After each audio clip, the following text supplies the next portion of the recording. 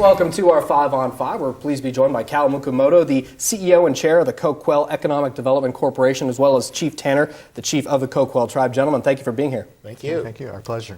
So, guys, we're talking about this potential casino here in Medford. Cal, what are the next steps for you guys? Well, we have to file for a fee to trust process, and through that process, we will be conducting an environmental, the Bureau of Indian Affairs will be conducting an environmental impact statement.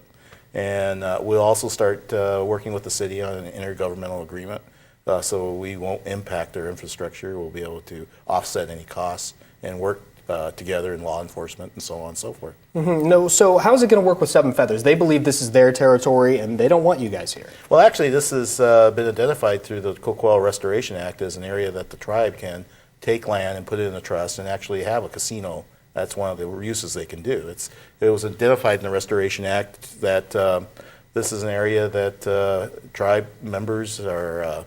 About 100 members out of the total tribe lives here, and specifically, they have rights to be here. The Cow Creek may think this is their area because they have clients that come up and go to Canyonville, and we're not stopping that. We're just establishing a small Class 2 gaming facility here in Medford.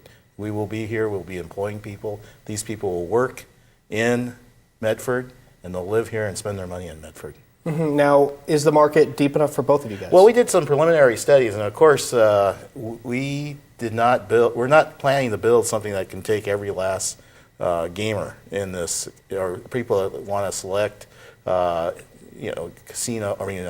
2 gaming as their entertainment venue. So we think it's pretty deep, and we don't think we are going to impact. We're actually appealing to two types of demographics, if you think about it. Those who want to go drive 60 miles north and participate in a very nice casino environment, they can do that. We're going to be a smaller venue and something that the locals might be able to enjoy much better. Now, Chief, I want to ask you, I don't know if we have renderings yet or where we stand in that process, but we're curious, how big will the size of the casino be? Maybe a good comparison would be with Roxanne Lanes. Well, initially it will be exactly the size of Roxanne Lanes, and we're going to keep it that way and let it grow as the business grows, and the business says to us that it's time to expand, and we can do that in a economically feasible way. We're going to grow the casino consistent with the community that's around us and utilize the restaurants, hotels, etc., as much as possible, involve the community in this as much as we possibly can. Okay, now we're going to take a quick break, and I want to ask you about potential natural disasters and how that may factor into your decision making, but first we're going to take a quick break. Stay with us. Okay.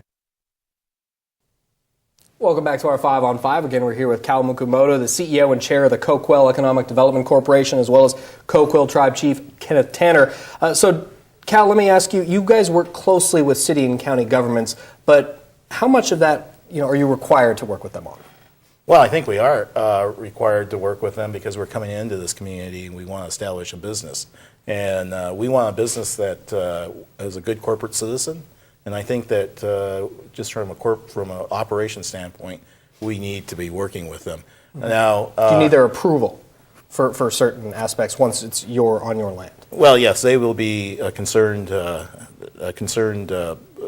body that we need to work with and get their approval for this casino. Now, with that said, we are a sovereign nation, and but we feel that it's best to work with the city, not do things to be a burden on the city infrastructure-wise. We have done the same thing in North Bend, where we have an agreement where we pay for our fair share of what services we use in the city. Now, I believe in our first segment you talked about this potentially being a Class 2 facility. What exactly is that? And well, there's basically kind of like 3 classes identified by the U.S. government of gaming.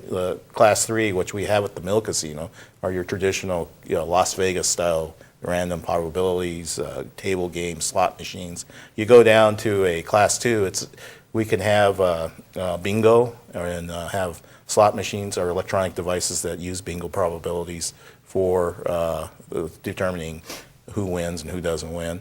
And then you go down to just regular traditional gaming, Class 1, such as bone games, traditional games that the tribes have. Class 2, actually, you won't notice a lot of difference between our slot machines at the Mill Casino and Class 2 gaming machines. They're used widely throughout the United States in casinos. We actually have some Class 2 games, and there are some of our more popular games, and that's the reason why we actually have them on the floor.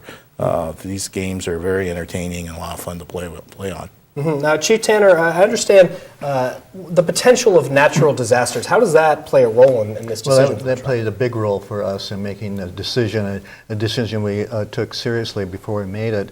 In our oral history, we have stories of tsunamis and earthquakes that have actually destroyed villages. Now, with all the new scientific technology, et cetera, we know what's going to happen, and there's a strong possibility it could happen, or a minor one, in the next 10 years, but over 50 years, we're convinced it will happen. And we have decided to, rather than just look at the handwriting on the wall, we're going to take action with this and try to diversify as much as we possibly can away from that area, which we think is going to be is going to stop functioning for a period of 20 years before they can reconstruct the infrastructure there, and that is why we ultimately made that decision to come here. Interesting. All right, gentlemen, thank you so much for being here. I really wish we had more time. I really appreciate it, though. Thank you. Well, thank you. All right, stay with us. We'll be right back.